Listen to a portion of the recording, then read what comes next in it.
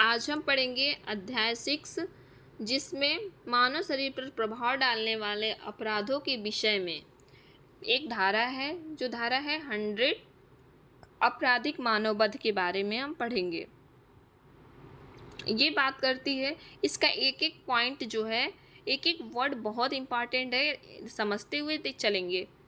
पहला, जो कोई मृत्यु कारित करने के आशय से या ऐसी शारीरिक क्षति कारित करने के आशय से जिससे मृत्यु कारित होना संभाव्य है, यह जानते हुए या हुए कि वह उस कार्य से मृत्यु कारित कर दे या कोई कार्य करे मृत्यु कारित करता है, वह आपराधिक मानववध का अपराध करता है। तो देखिए, इसमें 3 पॉइंट जो है बहुत इम्पॉर्टेंट है कि किसी व्यक्ति को ऐसा ऐसा नॉलेज है, उसको ऐसा नॉलेज है कि अगर हम कोई ऐसा एक्ट करते हैं, उस एक्ट से किसी व्यक्ति को जो है या तो मृत्यु कारित होगा या तो शारीरिक क्षति होगी, तो उसे जो है आपराधिक मानववध कहते हैं। ठीक है। अब अगला दृष्टांत को देखते हुए चलेंगे। इसमें दृष्टांत क है। क पढ़ते हैं। क एक गड्ढे पर लकड़ियां और घास इस आशय से बिछाता है कि ये उसके द्वारा मृत्यु कारित करके या यह ज्ञान रखते हुए बिछाता है कि यह संभाव्य है कि उसके द्वारा मृत्यु कारित हो। यह विश्वास करते हुए वह भूमि को जो है घास वह व्यक्ति आएगा, गिरेगा और मर जाएगा, इस आशय से बिछाता है, तो आपराधिक मानववध करता है। जैसे मान लीजिए कोई एक व्यक्ति है जो एक गड्ढा खोदता है और फिर उस गड्ढे को जो है लकड़ी और घास से ढक देता है। ख आता है कि इस इंटेंशन से कि ख आएगा और उसे समझेगा कि जैसे वो भी प्लेन रोड है, जैसे समतल है, और उसमें गिर जाएगा। ठीक। तो यहाँ जो है क ने आपराधिक मानववध किया। लेकिन अगर वहीं क ने जो गड्ढा खोदा है और उसमें तलवार बिछा देता है, जैसे तलवार को इस तरीके से कि उसकी नोखें सारी ऊपर हो, उस तरीके से बिछा देता है और उसको घास से ढक देता है, और उसमें ख नामक व्यक्ति आए और गिरे, तो यहाँ जो है उसने मर्डर का अपराध किया। क्योंकि इसमें अगर तलवार की नोखें सारी, अगर 40-50 तलवारें जो है उस गड्ढे में ऐसे इस तरीके से सारे नोक ऊपर करके रख दिए गए हैं, तो वहाँ पॉसिबिलिटी है कि अगर वो गिरेगा तो मरेगा ही मरेगा, 100% मरेगा या 99% चांसेस हैं। तो वहाँ पे उसने जो है मर्डर किया है। लेकिन यहाँ पे पॉसिबिलिटी है कि वो बच भी सकता है और मर भी सकता है। गड्ढे में गिरने से हो सकता है कि उसकी मृत्यु हो जाए, ये भी हो सकता है कि उसकी सिर्फ उसका हाथ पैर टूटे। ठीक है। तो यहाँ एक डिफरेंस ये है कि मतलब जहाँ संभावना मरने की अधिक हो वहाँ मर्डर में जाता है, पॉसिबिलिटी कम है तो आपराधिक मानववध में आता है। अब सेकेंड देखते हैं। सेकेंड, ठीक। ख कहता है कि क यह जानता है कि यह झाड़ी के पीछे है।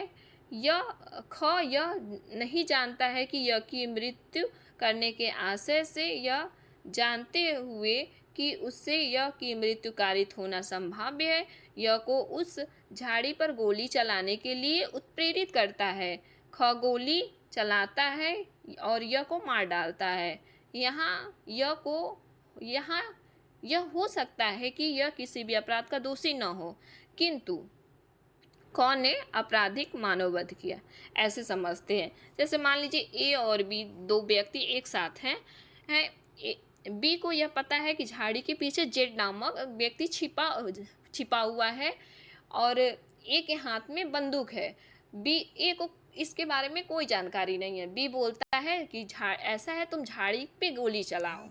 बी के कहने पे ए जो है झाड़ी पे गोली चलाता है और ए के पीछे जो जेड है उसको गोली लगती है, जेड की मृत्यु हो जाती है। यहाँ ए भले ही किसी अपराध का दोषी ना हो, बल्कि बी ने आपराधिक मानववध का अपराध किया है। ठीक। अब देखिए ग देखते हैं।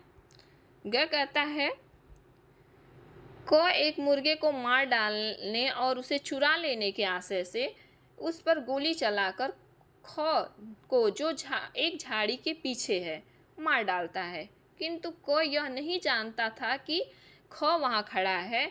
यद्यपि को विधि विरुद्ध कार्य कर रहा था, वह आपराधिक मानववध का दोषी नहीं है, क्योंकि उसका आशय ख को मार डालने का था ही नहीं, या कोई ऐसा कार्य करके जिससे उसकी मृत्यु कारित होने की संभाव्य जानता हो, मृत्यु कारित करने का नहीं था। उसका मतलब इंटेंशन यहाँ था ही नहीं कि उसको मारा जाए। ठीक, तो यहाँ क्या होगा, जैसे मान लीजिए क है वह जो है एक मुर्गे को मार डालने के लिए मुर्गे पे गोली चलाता है, और उसको ये नहीं पता है कि झाड़ी के पीछे जो है व्यक्ति छुपा हुआ है। ठीक, गोली चला रहा है, वह गोली मुर्गे को ना लग के झाड़ी के पीछे जो व्यक्ति उसको गोली लग जाती है, जिससे उसकी मृत्यु हो जाती है। यहाँ यहाँ उसने आपराधिक मानववध का अपराध नहीं किया, भले उसने विधि विरुद्ध कार्य किए हैं, लेकिन वो दूसरा अपराध हो गया। मुर्गे को मारना वो अलग चीज़ हो गई, लेकिन यहाँ पे जो है उस ए नामक व्यक्ति जो है अपराध नहीं किया है। तो मान लीजिए अब आपराधिक मानववध के लिए इंटेंशन होना चाहिए, नॉलेज होना चाहिए। तो इसका तो ना तो इसका झाड़ी के पीछे छिपे व्यक्ति को मारने का कोई इंटेंशन था, ना उसे नॉलेज थी कि तो यहाँ जो है उसने आपराधिक मानववध के लिए उसे दंडित नहीं किया जाएगा। ठीक है, अब जो है हम इलेक्ट्रिक्शन पढ़ते हैं, यहाँ स्पष्टीकरण पे आ जाते हैं, एक्सप्लेनेशन देखते हैं। तो देखिए इसमें 3 एक्सप्लेनेशन दिए गए हैं। तो फर्स्ट सेकेंड थर्ड, हाँ 3 एक्सप्लेनेशन है, जिसमें पहला बताता है, पहला और दूसरा जो है मर्डर के बारे में बताता है कि कब वह हत्या होगी, कब कोई कार्य हत्या मानी जाएगी। और तीसरा जो एक्सप्लेनेशन है वो कहता है कि इसमें 3 चीज़ें बताई गई हैं। मिसकैरेजिंग के बारे में बताया गया है आपराधिक मानववध बताया गया और हत्या, ये 3 चीज़ें आ जाती हैं। तो पहला पढ़ते हैं। पहला कहता है कि जो कोई व्यक्ति जो किसी दूसरे व्यक्ति को जो किसी विकार, रोग, अंग शिथिल से ग्रस्त है, शारीरिक क्षति कारित करता है या उसके द्वारा उस दूसरे व्यक्ति को मृत्यु त्वरित कर देता है, उसकी मृत्यु कारित करता है, यह समझा जाएगा। ठीक, ये जो है समझने के लिए पहले से बीमार व्यक्ति के बारे में बात करता है। अगर मान लीजिए कोई ऐसा व्यक्ति है जो पहले से बीमार है, किसी रोग से ग्रसित है, या सपोज डेट मान लीजिए कोई व्यक्ति है जिसकी दिमाग की नस जो है में प्रॉब्लम है, और हमें पता है कि अगर हम इसके सर पे वार करेंगे तो इसकी मृत्यु हो जाती है, और हम मारते हैं सर पे, उसकी मृत्यु हो जाती है। तो यहाँ जो है आपराधिक मानववध में ना आकर के ये जो है हत्या की कोटि में आ आएगा। ठीक है, अब सेकंड देखते हैं। जहाँ शारीरिक क्षति से मृत्यु कारित की गई हो, वहाँ जिस व्यक्ति ने ऐसी शारीरिक क्षति कारित की हो उसने वह मृत्यु कारित की है, समझा जाएगा, यद्यपि उचित उपचार कौशल चिकित्सा करने से वह मृत्यु रोकी जा सकती थी। यदि मान लीजिए कोई व्यक्ति है और उस व्यक्ति को हम ऐसा मतलब उस शारीरिक क्षति देते हैं जिसकी मृत्यु कारित हो जाती है, भले ही उसमें पॉसिबिलिटी थी कि अगर उसे हॉस्पिटल ले जाया जाए तो उसे बचाया जा सकता था। अगर ऐसा नहीं किया गया तो ये जो है आपराधिक मानववध में ना आकर के हत्या की कोटि में आएगा। ठीक है, थर्ड एक्सप्लेनेशन देखते हैं। थर्ड कहता है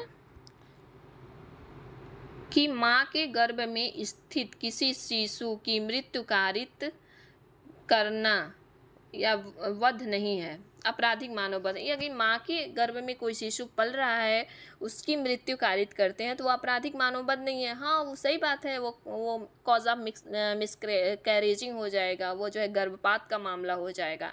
लेकिन यदि कोई शिशु है जो माँ के गर्भ से कोई भी एक भाग जो है बाहर निकल आता है और उस पर प्रहार किया जाता है, तो वह जो आपराधिक मानववध की कोटि में आएगा।